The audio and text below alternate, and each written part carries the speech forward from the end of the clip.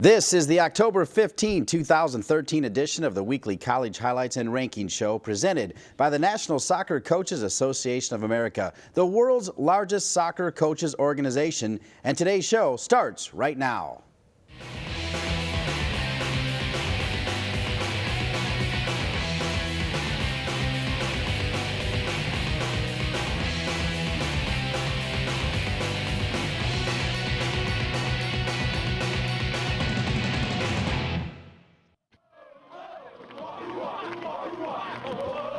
A great crowd at a soggy Klockner Stadium in Charlottesville, Virginia, witnessing a fantastic matchup between two of the best in the ACC, and for that matter, Sarah Rose, two of the best in the country. Tom Wormy, Sarah Rose, the former goalkeeper for Wake Forest, and what a matchup we witnessed.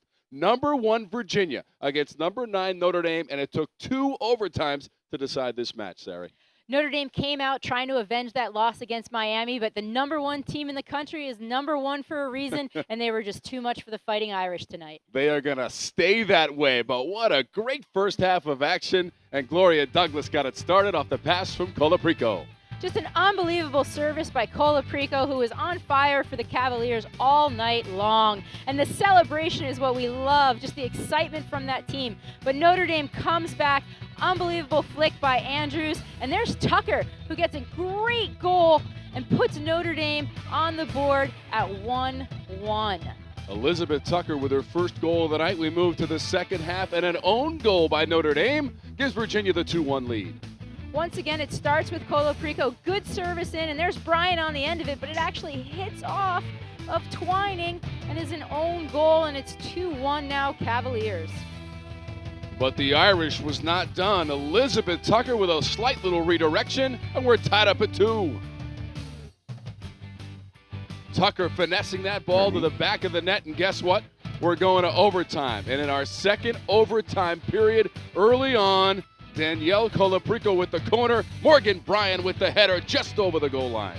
And an unbelievable angle there. We see Bryan able, she spins out, gets in, great header. And there's Tucker, who's trying to save it on the goal line, but when it spins off of her, it crosses, and that's why the goal counted. Virginia gets the win in double overtime and goes to 13-0 on the season for the number 1 team in the country. This is not the only big game at Klockner Stadium.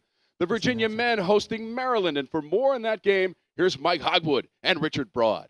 Thank you, Tom. Boy, I tell you what, this men's game between Virginia and Maryland was something special, Richard. 3-3, double overtime tie. But you never would have believed it the way this game started. Well, it exploded. 3 goals in the first 5 minutes and 6 goals in the first half. But I thought it showed the ability of these coaches to adjust. Sasha Surowski bringing on those 2 youngsters, those 2 freshmen had the speed to deal with Virginia's fast forwards. And George Gelnovat showing great confidence in his more experienced defenders, keeping McBride and Brown in and denying Mullins much in the second half. Well, it was important if you're on the road to score first, and that's what Maryland did. The cross here, and Indo gets the goal, and it's 1-0 Maryland. On the end of a Mullins cross, Patrick Mullins involved in everything. And here's a restart. Patty Foss driving it in. Todd Wharton, top of the box, finishes it in less than a minute. Virginia's got it tied. All right, here they come one more time. What a great move that was by Salandi Dalfor, who did not play in the second half. Didn't he? Must have carried an injury. He beat 2 players at the top of the box, beat Crognali at the end of the play, and puts the team on top, but Maryland's not done. Careless pass by Kyler Sullivan. Gets picked off by Sowers, runs at Brown, gets fouled, taken down, and you've got to figure that Pat Mullins will take the PK, and he converts, and it's 2-all. Yeah, he converted 2 penalty kicks. That's the second time this season he's had 2 penalty kicks. Another one's coming up right here. He earns it himself that time, and he goes to the same side. Maryland's up 3-2. But Virginia is not done. Pat Mullins accepting congratulations. Meanwhile, Patty Foss driving the ball through on a restart, and maybe Brown touches it. Matt Brown with his head just gets a little flick on. He gets credit for the goal. Patty Foss with a nice restart for the assist. And that's the way it ended.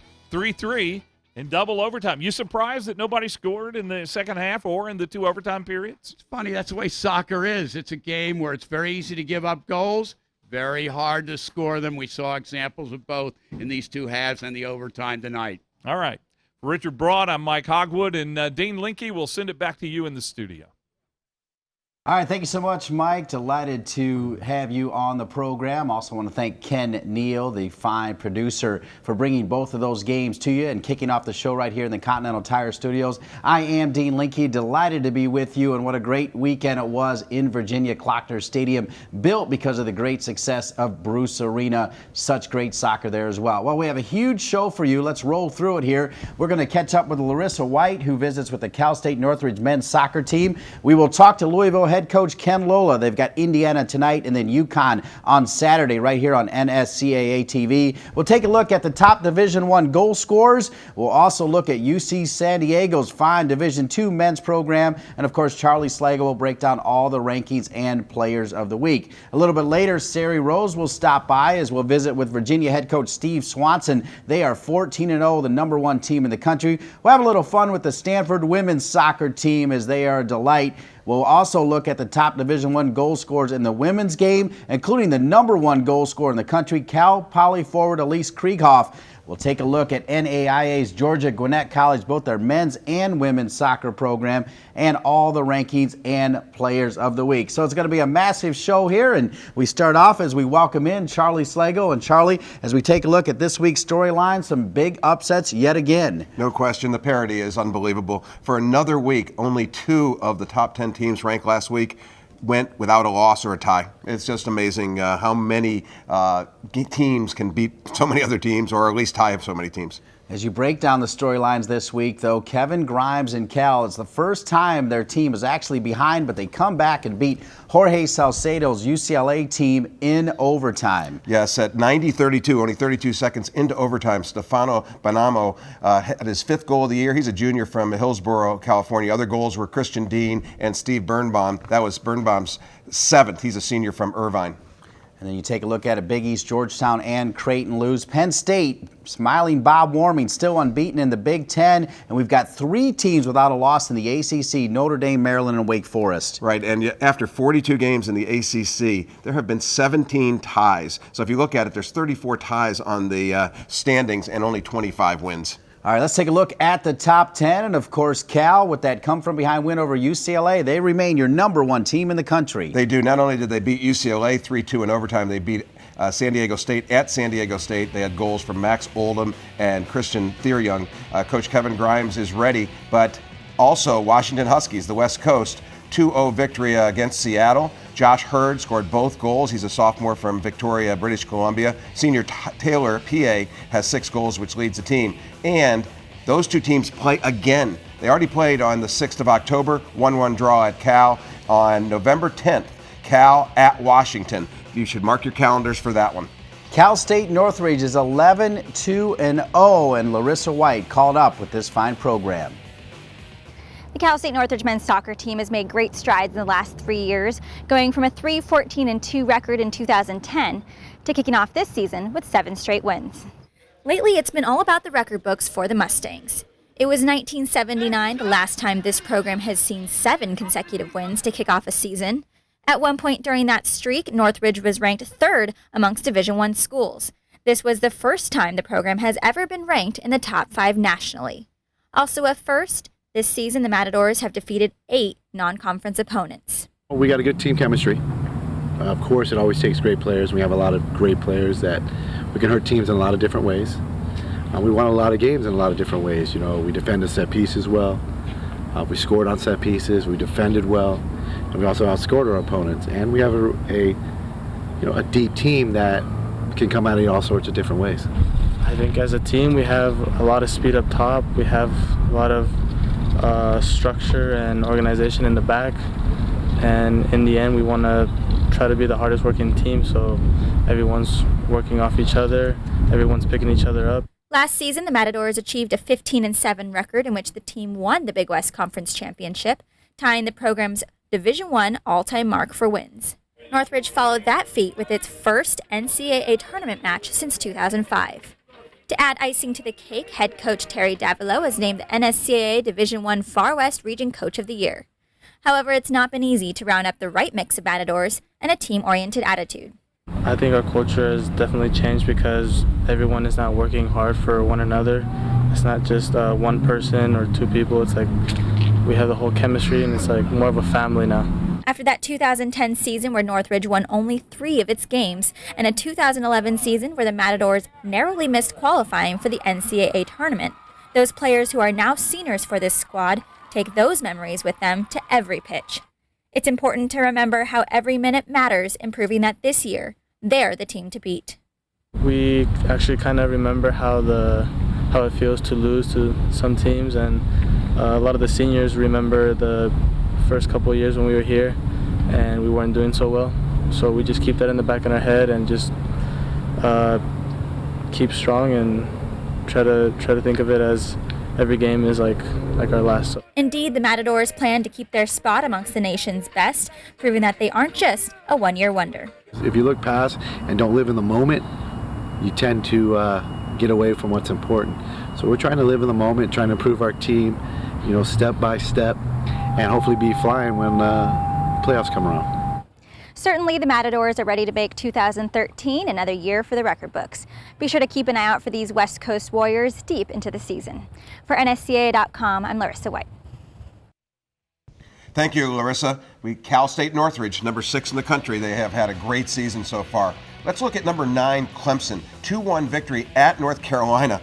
They scored 104 into the game. Thomas McNamara, a grad student from West Nyack, New York, and they scored 91-38. Era Amirkhanian, a junior from Clemson. So they scored a minute into the game, and they scored at the last second of the game for that 2-1 victory at Carolina. And they end up with a 1-1 tie at Wake Forest. TJ Kasner with the goal. You have to watch out for Clemson. Early in the game, they seemed to score. They had that McNamara goal at 104 against Carolina, and the only goal against NC State coming 28 seconds into the game by Manolo Sanchez. At number 7, it's the Louisville Cardinals, and they will be featured right here on NSCAA TV as they take on UConn, and that is a game of 2 big-time figures in coaching. Louisville, of course, led by Ken Lola. They're 8-2-1. He's in his 8th season. They were the runner-up in 2011. And how about Ray Reid, a legend up in UConn, his 17th season. They won the national championship in 2000. Ken Lola and Ray Reid will go face-to-face. And we caught up with Ken Lola, who's excited about this year's team. And, Coach, obviously, before you even get to UConn, you got a big matchup against the Indiana Hoosiers tonight. Talk about that matchup. You don't play an easy schedule at all.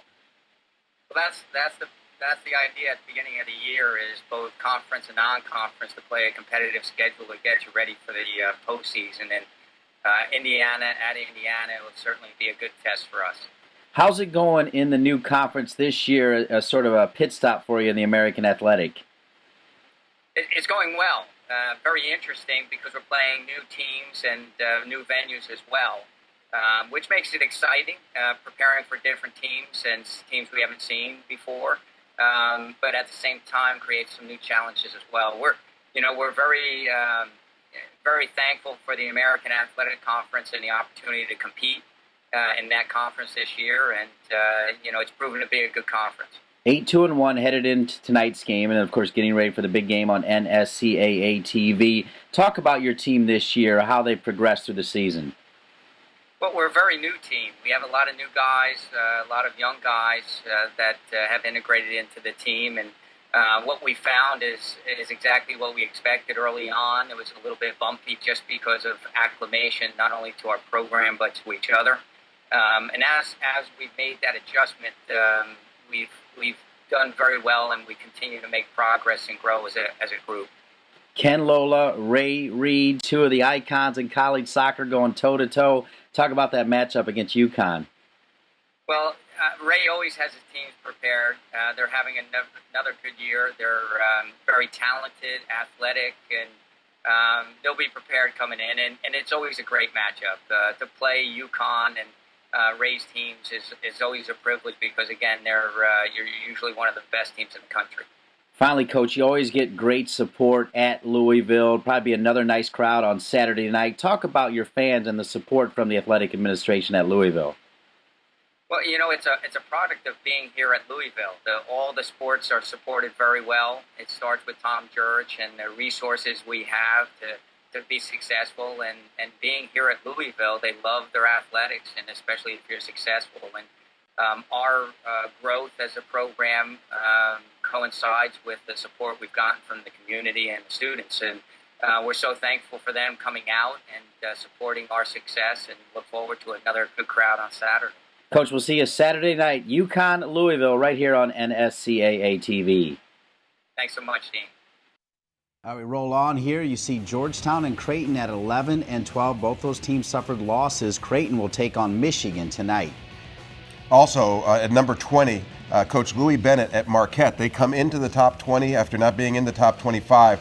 Big week for them. Seat Nordy, who is a sophomore from Accra, Ghana, scored the game winner versus Butler in the 106th minute and the only goal in a 1-0 win versus Creighton.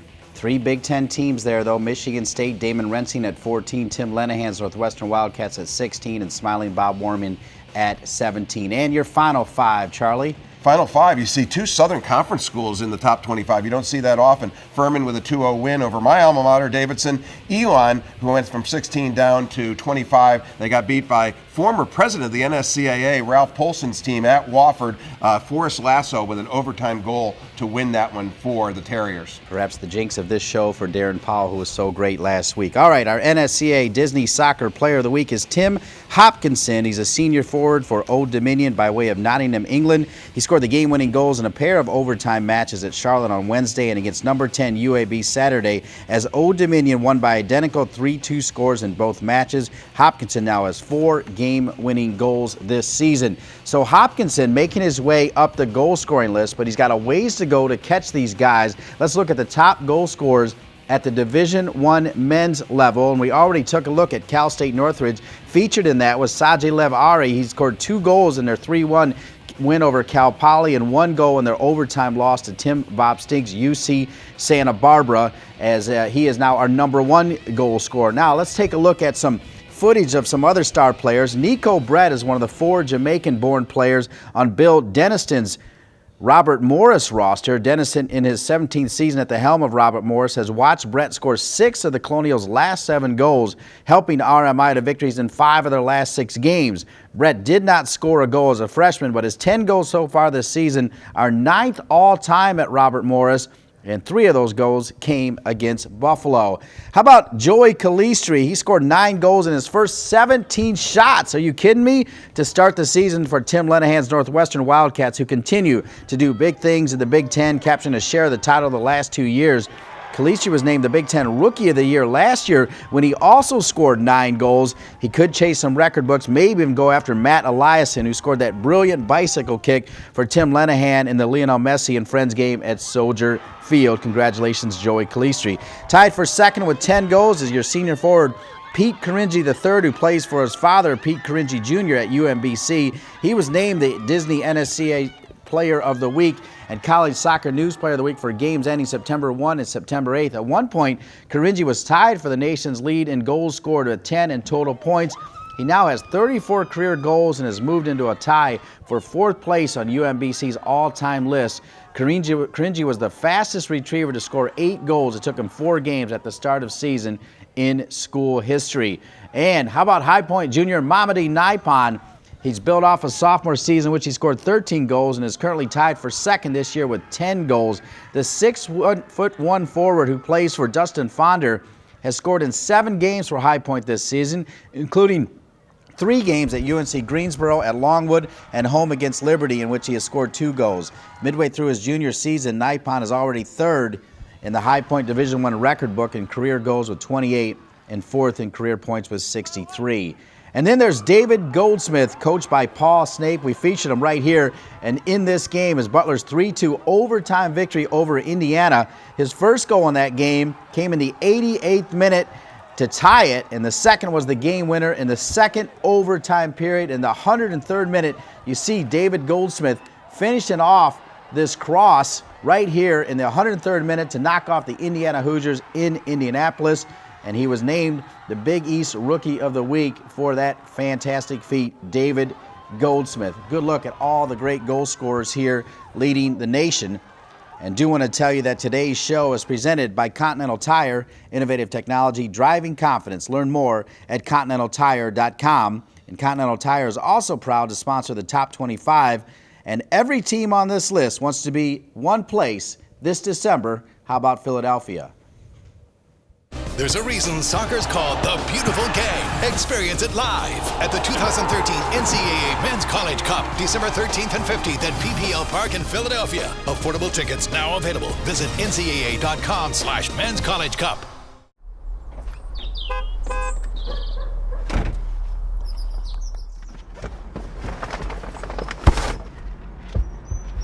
Hey, Missy. Sorry I'm late. That's okay. I just don't want you boys to be late for your big game. Okay, have fun. I'll be right here after the game. Continental Tire, the official tire of Major League Soccer. Tra-la-la, tra-la-la.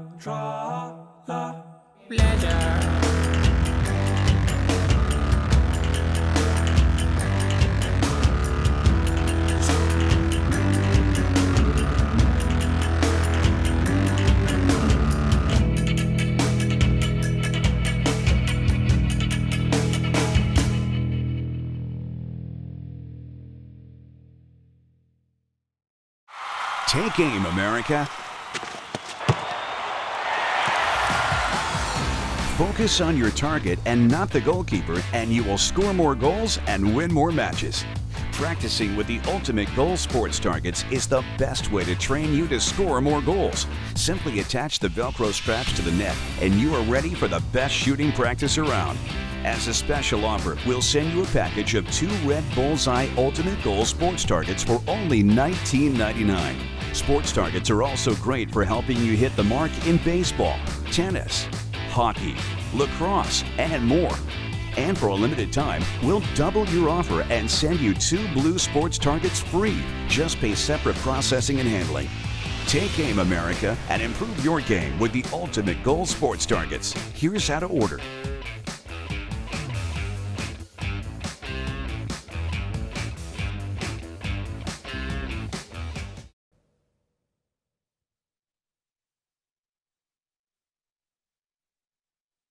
Welcome back to the Continental Tire Studios as part of the NSCAA College Highlights and Ranking Show. Dean Linke along with Charlie Slago, and Division I in the books. Exciting, fast pace. As you said, you talked about the parity. Incredible season at Division I level. No question. There's parity everywhere. Ties all over the place. And a tie is not like English Premier League or some other league where they just play 90 minutes. They get 20 extra minutes to break that tie. And it's a golden goal. And you're still seeing bunches of ties, but you're seeing a lot of goals too in NCAA Division I.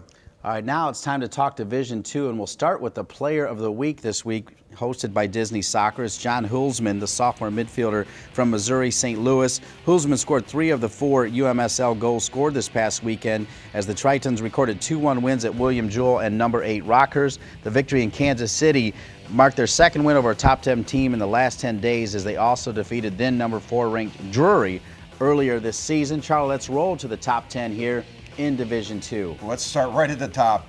LIU Post, the Pioneers with Coach Andreas Lindberg. They beat Nyack 6-1. They beat Bridgeport 3-0. You talk about goal scorers. Ivan Aspo, 16 goals, 6 assists thus far. He's a junior from Stavanger, Norway. Then you go right to number 2, the Rollins Tars. Coach Keith Buckley's team, 11-0-0. They beat Barry 2-0 during the week. And Rafa Faria has 9 goals and an assist. He's a senior from Miami for the Tars. Well, out of the top 10 is UC San Diego. Their shutout win streak was snapped at 7 with a 1-0 overtime loss to Chico State on Sunday. It was 766 minutes without giving up a goal over 7 matches. Now, Charlie, in 1998, they had a shutout streak of 8 games, and they won the national championship. UC San Diego's Doga Gur, as well as UC San Diego's Senior Associate Director Ken Gross and Assistant Athletics Director Nick Feller were kind enough to help us learn a little bit more about their program, including their fine young coach John Pascal and their talented center back Alec Arsh, and we are glad they did. The history of UC San Diego men's soccer is crammed with winning teams, All-Americans, 16 NCAA postseason appearances, and 3 national championships. The 2013 Triton squad is well on its way to staking its own prominent place in that rich tradition. As his team heads into the second half of the regular season, we asked 6th-year head coach John Pascal What has been the secret to his side's success in 2013? Well, I think this season more than ever we have a veteran group on the field. I think we have 7 seniors starting, and then a good mix of older players also getting a fair amount of time. So I think having a group of guys that have seen it all and done it all before really helps. But they've also been a group that has had a couple good senior classes ahead of them, that have really help them establish the culture.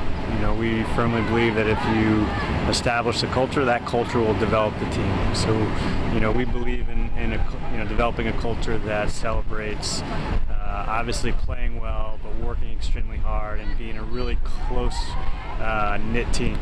So we have 7 seniors in the starting lineup, and we have a handful of seniors that aren't really getting much time, and for some of them it's less time than the previous seasons. And if you were to watch them in training, you would think that they were playing every minute of every game. So I think that culture, which again I think was started, a few senior classes ago, has really been the key to our success.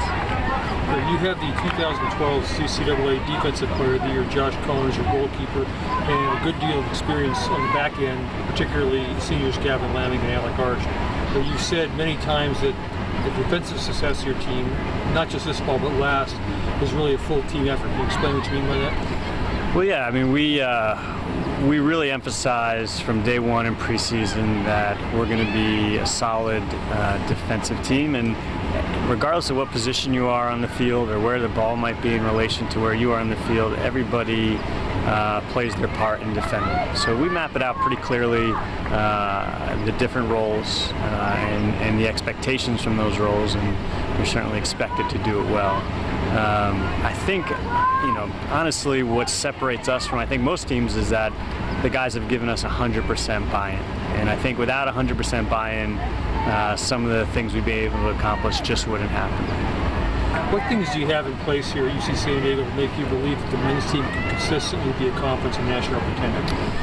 Well, this program jumped out at me right away when I was applying for the job. When you look at it, one, it's in maybe arguably one of the best locations in the world. In La Jolla, California, it's beautiful here. The weather's perfect. You have ocean views from the top of the stadium and a beautiful 6 o'clock sunset before your game. It doesn't really get much better than that. And you walk around the university and you get to see the facilities, the athletic facilities that are here. I mean, it's a first-class Division I athletic complex. Those two things, plus the academic reputation of the team, of the university, which is strong and just really continuing to grow. I knew, that this is a place that could really attract top-level athletes, and it has. Yeah, rough life out in La Jolla, indeed. As take a look now here at NCAA Men Division III rankings. Ohio Wesleyan, Jay Martin, we featured him last week. They're still number 1. Jay Martin, I don't even know if we said last week that he is the editor of the Soccer Journal, which is the NSCAA publication. They beat DePauw, that's DePauw with a W at the end, 3-1 this week. Colton Blotcher, 10 goals, 4 assists. The junior from Lewis Center, Ohio, is their leading scorer. And then the Amherst Lord Jeffs. That's an interesting nickname. Coach Justin Serpone's team. And they don't have freshmen there. They have first-year players. And first-year Christopher Martin is their leading goal scorer. He's from Philadelphia, 5 goals and 4 assists. It's always nice to get that kind of production out of a first-year player. And hang on, Snoopy. Snoopy Davidson from Covenant is your Disney Soccer NSCAA Player of the Week. Davidson had a big week, scoring both goals in Covenant's 2-0 win at Emory and Henry on October 7th, as well as a game-tying goal in the second half of a 2-2 draw with Methodist on October 11th. And Snoopy had 2 goals and 3 assists in Saturday's 5-1 win over North Carolina Wesleyan. Pretty good week there for Snoopy. And of course, they're presented by Disney, when Disney welcomes you to the proving ground. Disney Soccer provides elite athletes and their families a once-in-a-lifetime tournament travel experience. During the Disney Soccer Showcase, athletes have the opportunity to play in front of the top college coaches across the country. Teams who compete at the ESPN Wide World of Sports Complex will receive the first-class service that only Disney can offer. There's a challenge for players of all ages and all levels. To apply for the Disney Soccer Showcase or learn more about the Disney Soccer Youth Tournaments, Visit us today at DisneySoccer.com. Let's roll on now and take a look at junior college, and we start with Division I. Yeah, I'm going to go back, though. Do you think Snoopy Davidson looked at Ohio State, where they play Hang on Snoopy? Well, it's Hang on Sloopy. There you go. That's close enough. You got it there. But Division I, right on Iowa Western's tail, the Tyler Apaches, Coach Steve Clement's team, they beat Northeast Texas 3-0, and they beat Paris Junior College 3-1 during the week. And how about Division III junior college, Charlie? The Suffolk Community College Sharks, Coach Frank Bertullo, they had an easy one against Westchester 8-0. And then the Herkimer Generals, Coach Pepe Aragon's team, beat Mohawk Valley 4-0 and SUNY Delhi 2-0. Goalkeeper Tristan Henry named National Player of the Week. Finally, another big week in NAIA men's college soccer action. Yeah, and hats off. Coach Jimmy Hampton of Science and Arts from Oklahoma notched his 200th career men's soccer coaching victory on October 8th when his Drovers defeated John Brown, also of Arkansas, but from Arkansas, 3-0. Hampton's becomes the 18th active coach with 200 or more wins as is the 15th to accumulate all of his wins with one NAIA program. And number 24, Corbin, Oregon, which owns a 9-0-1 record on this season's list, is the last remaining unbeaten team. The NAIA is the leader in character-driven intercollegiate athletics. The NAIA Champions of Character program was first established in 2001 and continues to evolve. The CFC program provides training for student athletes and professional development for coaches and staff. The 5 core values of integrity, respect, responsibility, sportsmanship, and servant leadership are put into play and accounted for at NAIA schools. For more information, go to championsofcharacter.org.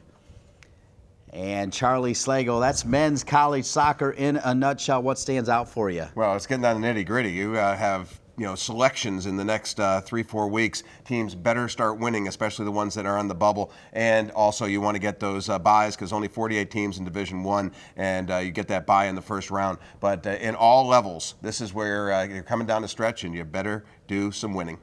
All right, don't go away, folks. It's coming around the corner. Sari Rose will join us as we'll have a visit with Virginia head coach Steve Swanson. They're undefeated and #1 in the country. We'll show you what a good time they have out in Stanford. We'll break down the women's Division I top goal scorers, including the #1 in the country Cal Poly forward Elise Krieghoff. We'll take a visit at NAIA's Georgia Gwinnett College, including their women's coach Don Martelli. He is a personality. We'll have all the rankings and the players of the week. Don't go away, everybody. This is the NSCAA College Highlights and Rankings Show right here on NSCAA TV.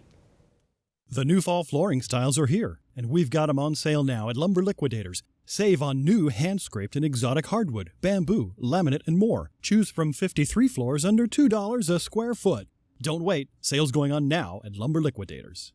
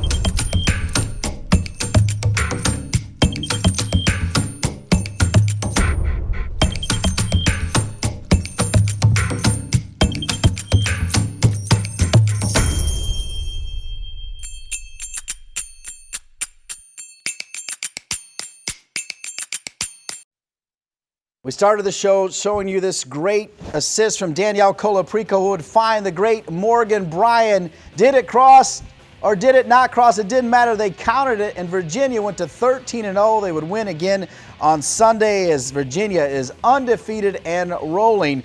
14-0, including that 3-2 double overtime win over Notre Dame, led, of course, by the great number 6, Morgan Bryan, who will actually be called in for the USA's full national team game coming up against Australia. And we caught up with their fine head coach, Steve Swanson, and asked him, in talking about Morgan Bryan, special players score big goals in big games, and of course, Steve Swanson expects it. There you see it. Great goal. Great players, of course, make great plays. What a game and what a goal from a special player. Yeah, Morgan comes up big all the time, I'll tell you. I thought it was obviously a very timely goal for us, but I thought the runs in the box were really good on that corner kick, and I thought Danielle Colaprico, who doesn't get a lot of credit on our team, but does a great job, sent a great ball in there, and Morgan does what she does best.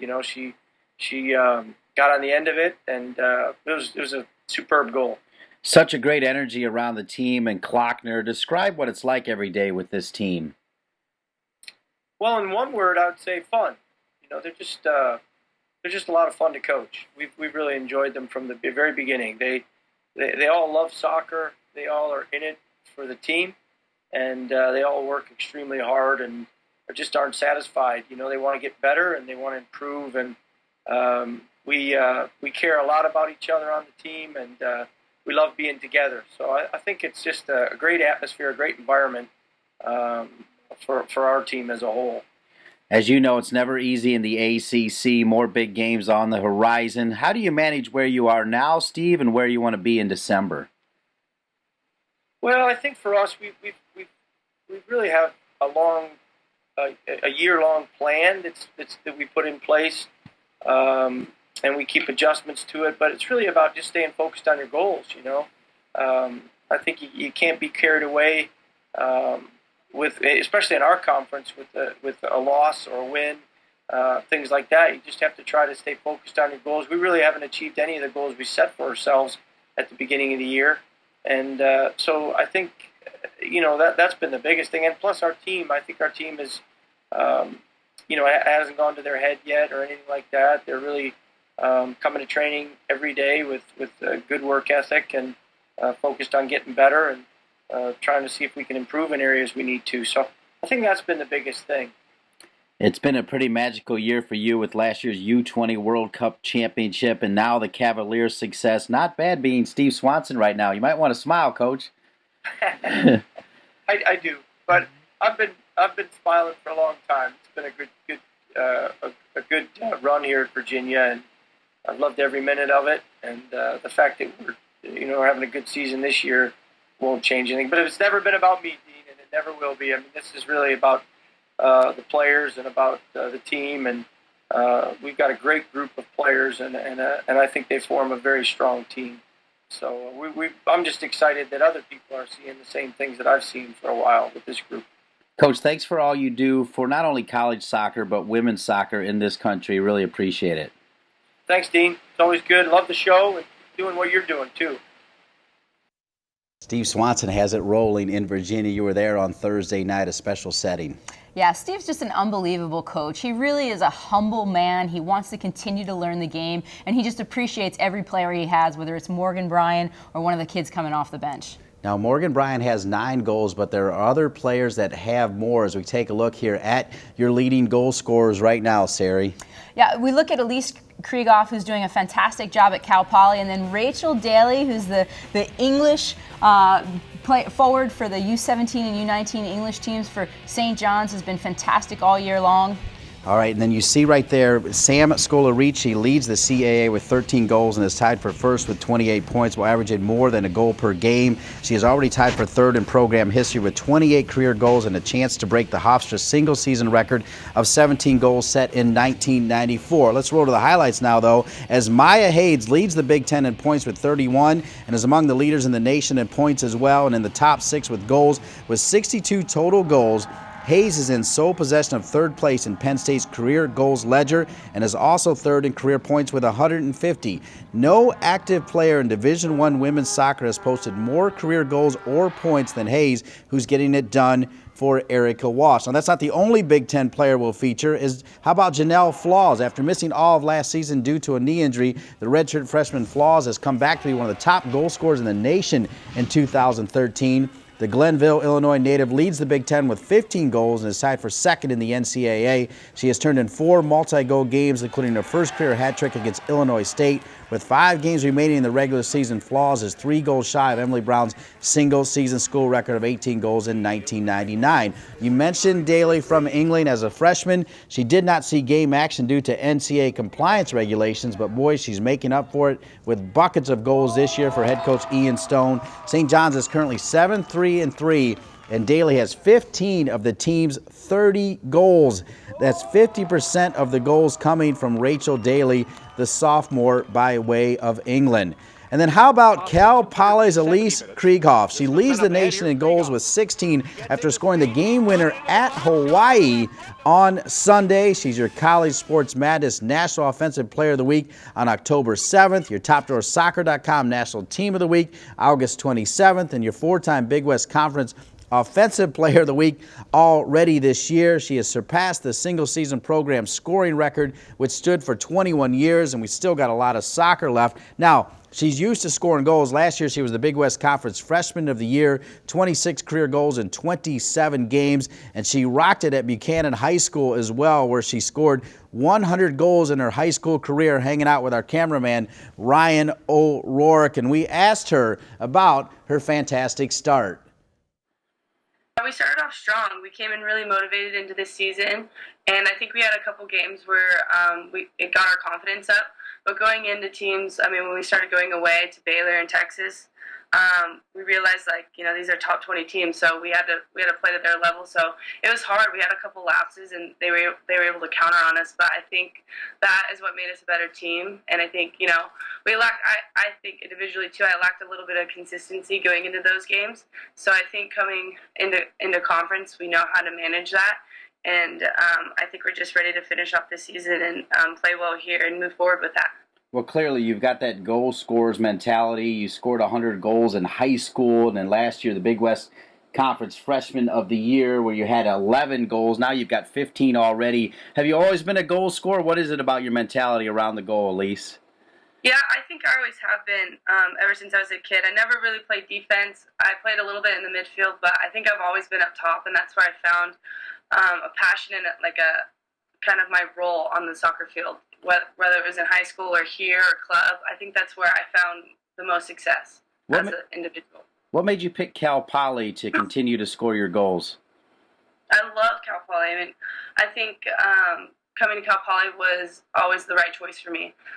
Every time I came to visit, every time I talked to Alex or any of the other coaches, it was always just really upfront. They were always honest with me. I feel like during the recruiting process, it's such a business-oriented process, and they really just want to sell you and then get you to come here. And then I feel like things could be different, but I think at Cal Poly they were always just, this is what we have to offer, and we're ready whenever you are. And I always liked that about Cal Poly. The environment and the coaches and everything they had to offer was just like what I wanted in college.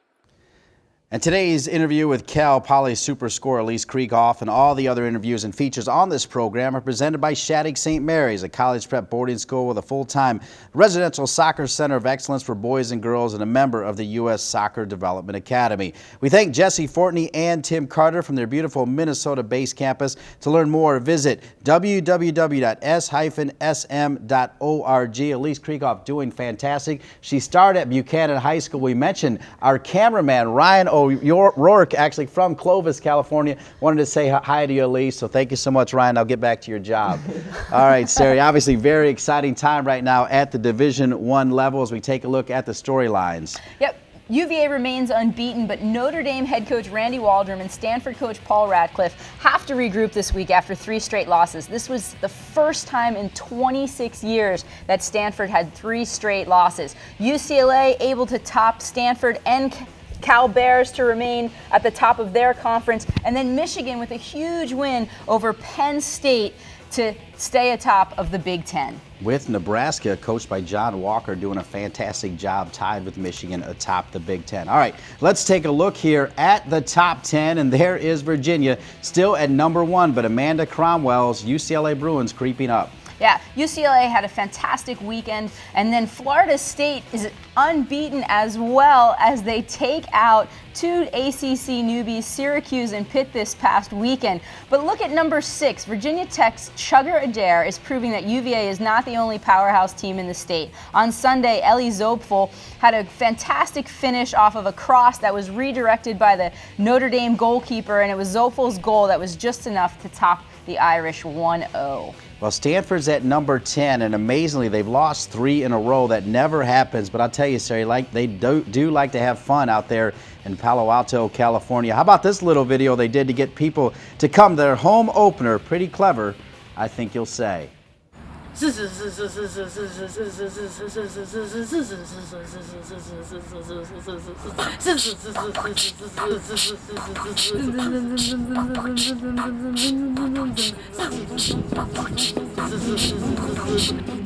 thing, tonight we have a game. It's at 7 Post Meridian.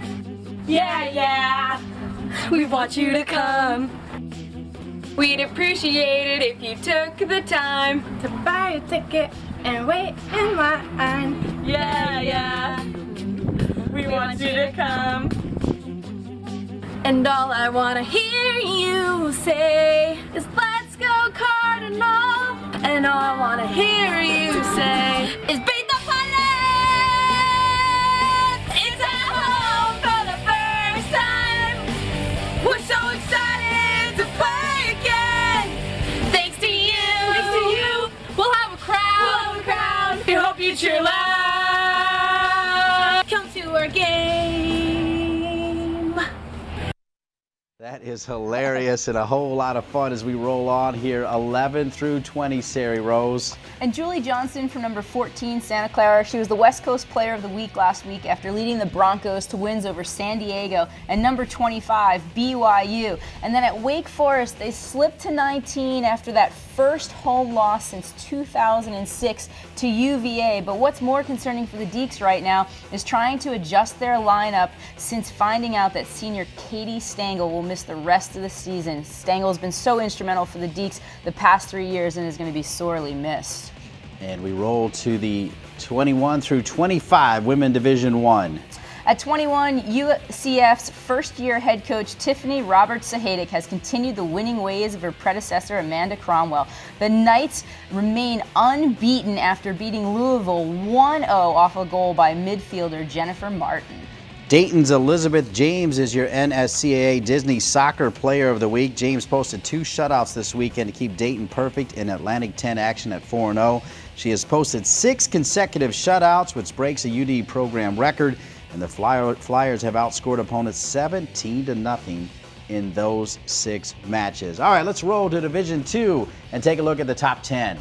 Well, the top 4 remain relatively unchanged, but at number 5, sophomores Mel Westhoff and Rachel Turner connected with 2.5 minutes left in overtime for the winning goal for the Ore Diggers versus Colorado Christian. It was Westhoff's first goal of the season, and it extended the Ore Diggers' unbeaten streak to 26 games, which is the 9th largest in NCAA history. And then at 10, Cal State Stanislaus dropped down after a tie this weekend, but Division II scoring leader Karini Demery had a goal for them and has been able to score in 7 of the last matches. Gannon's Manny Bruckner repeats as the Disney Soccer NSCAA Player of the Week after she recorded back-to-back 7-point performances and wins over Seton Hall and Pitt Johnstown. Congratulations to Manny Bruckner. We're not done here. Let's roll now to Women Division III. And Wheaton remains number 1, but Wash U is going to move up a spot after defeating number 17 Carnegie Mellon 2-1. Senior Jessica Johnson led the Bears with a goal and an assist in that game. And then at 5, the Ithaca Bombers are also going to move up a spot after beating Elmira 3-0. Ithaca's stingy defense denied the Soaring Eagles a shot in the second half and earned their 8th shutout of the season. No doubt my favorite player at the Division III level, Maria Favorite from Mount Union. She is your NSCAA Disney Soccer Player of the Week and Favorite notched her career-best 8th shutout of the season with victories over Marietta and Wilmington. Mount Union is also on a 4-game winning streak thanks to her efforts. Her 8 shutouts tie the Mount Union women's soccer record set in 2011. Time now to roll to the junior college level and Division I. Well, we're going to see PVCC jumps to number 2 after avenging their first loss in 2 years with 3 convincing wins. The Pumas outscored their opponents 19-2 in those 3 matches. And then the Navarro College Bulldogs had a huge win over number 4 Tyler on the road, and then avenged an earlier loss to Richmond by beating them 4-0. This boost of confidence now has the Bulldogs thinking that they could contend for a national championship this year. And Sari Rose, another massive week in NAIA action. Number 5 Northwood upset rival and top-ranked Embry-Riddle 3-2 in an overtime thriller last Friday in the NAIA Women's Soccer Match of the Week. Corbin head coach Marty Ziesmer is going for his 200th career win on Friday as the Warriors host Northwest Christian in Cascade Collegiate Conference action. He will be the 7th active NAIA women's soccer coach to reach the 200-win plateau and 3rd to accomplish the feat this season. 3 teams remain unbeaten: Avila 13-0-1, Concordia 9-0-2, and Westmont 9-0-2. Westmont and Concordia will square off this Tuesday at 3 p.m. though. And Stevens goalkeeper Bianca Ponder set an NAIA single-game record with 36 saves last week against Lyon. The performance shattered the old record of 30 set back in 1991 by Carrie Schroeder of Tiffin, Ohio. Not in the top 10 is Georgia Gwinnett College, but they are an up-and-coming program with some fantastic facilities. Let's take a look. Welcome to Lawrenceville, Georgia, located just outside the Atlanta metro area, home to one of the newest NAIA programs in Georgia Gwinnett College. With only 6 athletic programs, men's and women's soccer takes center stage in the fall sports season as members of the Associate of Independence Institutions. Well, Matt, obviously we're really excited about the student-athlete experience here at Georgia Gwinnett College. We expect our student-athletes to be leaders both on and off the fields, on and off the courts, with sportsmanship, with character. We embody the NAIA's Champions of Character program here.